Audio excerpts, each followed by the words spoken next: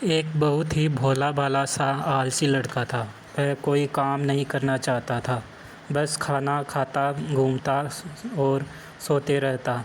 एक दिन उसे किसी ने बताया कि एक आश्रम है जहाँ पर कुछ नहीं करना पड़ता और हर दिन 2 समय का खाना और नाश्ता मिलता है। तुम वहाँ जा कर के रहो।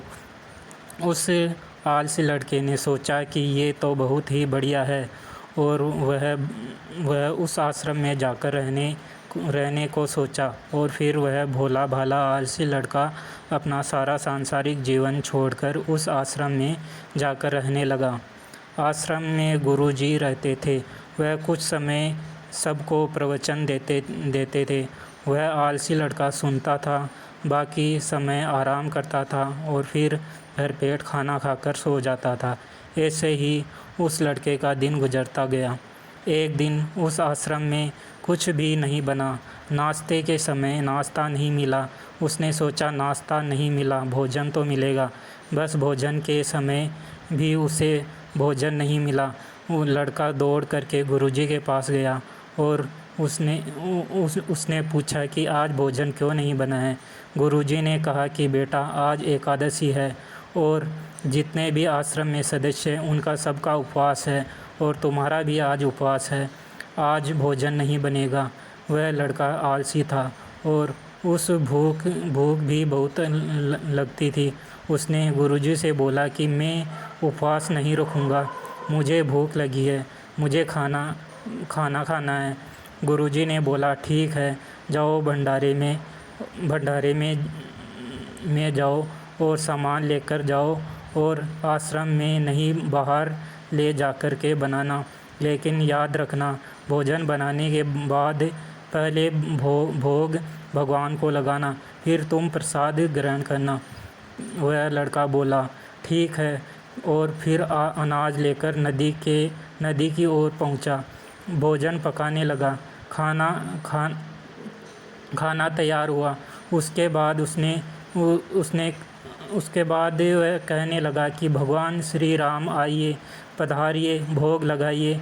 अब जब उसे लगा कि भगवान तो नहीं आ रहे हैं, तो फिर कहने लगा मुझे मालूम है आपको तो अच्छा खाने की आदत है, मैं बना नहीं पाया हूँ, मुझे अच्छा भोजन बनाना नहीं आता, जो भी रूखा सूखा है आकर खा लीजिए। भगवान श्री राम उसकी सरलता पर बहुत ही प्रसन्न हुए और उस लड़के को दर्शन दे दिए। उसने देखा कि भगवान श्री राम आए हैं और उनके साथ में सीता माता भी आई है, लेकिन लड़के ने सिर्फ 2 लोगों के लिए ही भोजन बनाया था, एक अपने लिए और दूसरा भगवान के लिए।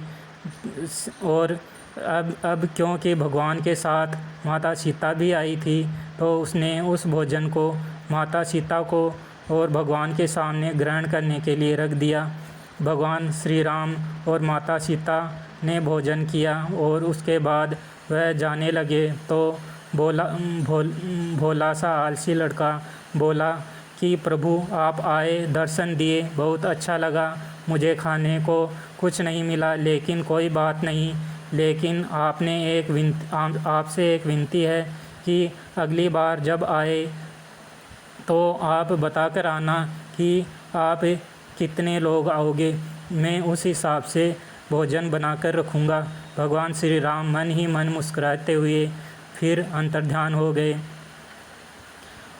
लड़का आश्रम गया।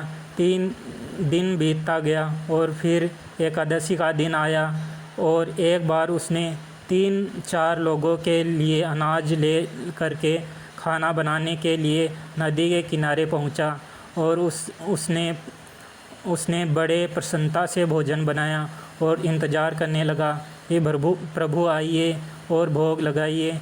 इस बार लड़का देखता है कि भगवान श्री राम पूरा राम दरबार लेकर आए हैं, जैसे माता सीता, लक्ष्मण, भरत, हनुमान जी और सभी लोग आए हैं। लड़के ने 3-4 का भोजन बनाया था और इस बार भी भोजन कम पड़ गया।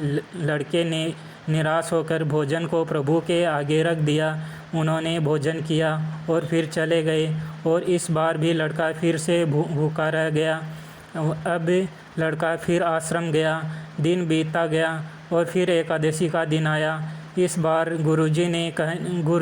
गुरुजी कहने लगे कि गुरुजी से कहने लगा, गुरुजी मुझे इस बार थोड़ा ज़्यादा अनाज चाहिए। गुरुजी सोचने लगे कि इतना सारा अनाज का करता क्या है, कहीं ये बेचता तो नहीं है। फिर उन्होंने कहा कि ठीक है, भूख से परेशान रहता है। लड़के ने कहा कि नहीं गुरुजी, मैं भूख से परेशान नहीं रहता। प्रभु के साथ बहुत लोग आते हैं, उनको भी तो भोजन कराना पड़ता है। गुरुजी को लगा कि लड़का पागल हो गया है, लेकिन गुरुजी ने सोचा चलो एक बार चलकर देखते हैं कि लड़का इस अनाज का करता क्या है। वह भोला सा लड़का अनाज ले करके नदी के किनारे पहुंचा और इस बार भोजन बनाया नहीं। उसने सोचा कि प्रभु हर बार ज़्यादा लोगों को लेकर के आते हैं, इस बार वह जितने भी आएंगे खुद बना कर खाएंगे और भोग लगाएंगे। और फिर प्रेम से प्रभु को बुलाने लगा।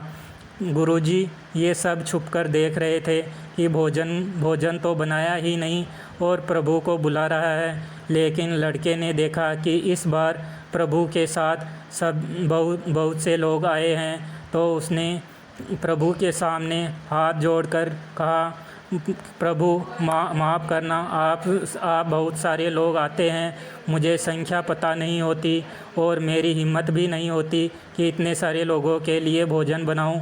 आप स्वयं आइए, बनाइए, खाइए और भोग लगाइए। प्रभु मुस्कुराते हैं और अपने साथ आए सभी लोगों के साथ मिलकर के भोजन बनाते हैं। गुरुजी ये सब छुप कर देखते हैं और फिर लड़के के पास आकर कहने लगते हैं कि तुम ये क्या कह रहे हो। लड़का कहता है कि गुरुजी आपको दिख नहीं रहा कि भगवान श्री राम पधार चुके हैं, माता सीता आई हैं, हनुमान जी आए हैं और सभी लोग आए हैं, भोजन बना रहे हैं। गुरुजी ने बोला कि पागल हो गया है, मुझे तो कोई नहीं दिख रहा। लड़का गुस्सा हो गया और बोला, प्रभु आप ये क्या कर रहे हो, एक तो मुझे भूखा रखा है और गुरुजी को दर्शन नहीं दे रहे हो। गुरुजी पागल समझ रहे हैं, कृपया गुरुजी को भी दर्शन दो। भगवान बोले, नहीं मैं इन्हें नहीं दिख सकता। इस लड़का बोला, क्यों नहीं दिख सकते, मेरे गुरुजी तो बहुत महान हैं, बड़े विद्वान हैं और ज्ञाता है। भगवान बोले, हाँ ज्ञानी और ज्ञाता होंगे, लेकिन तुम्हारी तरह सरल नहीं है, तो सरलता तुम में है, तुम्हारे गुरुजी में नहीं है। लड़के से यह बात गुरुजी से कह दी। भगवान श्री राम कह रहे हैं कि आप में सरलता नहीं है, आप मेरी तरह सरल नहीं हैं, इसलिए आपको नहीं दिख सकते। गुरुजी की आंखें नम हो गई और रोने लगे कि बोले कि बिल्कुल सही कह रहे हो, मेरे अंदर तुम्हारे जितनी सरलता नहीं है। और फिर माफ़ी मांगने लगे। फिर भगवान ने गुरुजी को भी दर्शन दिए। ये कहानी हमें सिखाती है कि जीवन में सरलता सबसे आवश्यक है। जितने सरल बने रहेंगे उतना जीवन में आगे बढ़ते चले जाएंगे। जब आप सरल होते हैं तो आप खुद भी मुस्कुराते हैं और दूसरों को भी मुस्कुराने की वजह देते हैं।